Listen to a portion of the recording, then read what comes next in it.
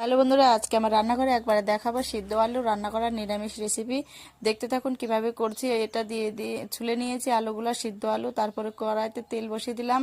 তেল বসানোর পর আমি দিয়ে দিব আলুগুলো, সিদ্ধ আলু। তার লবণ হলুদ দিয়ে বেশ করে কষে নিব। তারপর আরেকটু তেল দিয়ে দিচ্ছি।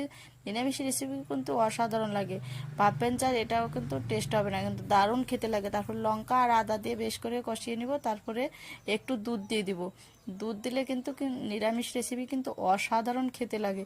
তারপরে দেখুন বেশ করে আমি ভালো করে কষিয়ে নিব। কষিয়ে নেওয়ার পর দিয়ে দিব জল। জল দিয়ে আমি এখানে দিয়ে দিব ভেজে রাখা লঙ্কার গুঁড়ো। লঙ্কার গুঁড়ো দিয়ে আবার এটাকে নামিয়ে নিচ্ছি। নামিয়ে নেওয়ার পর এখন আমি ফোড়ন দিব। তেল দিয়ে দিলাম। এখানে দিয়ে দিয়েছি 5 ফোড়ন, শুকনো লঙ্কা। আর এইখানে দিয়ে আমি সুন্দরভাবে আবার তরকারিটা ঢেলে দিব। ঢেলে দেওয়ার পর দেখুন আবার আমি এখানে গরম মশলা দিয়ে নামিয়ে নিব। ভিডিওটা ভালো লাগলে অবশ্যই সাবস্ক্রাইব, লাইক দিয়ে আপনার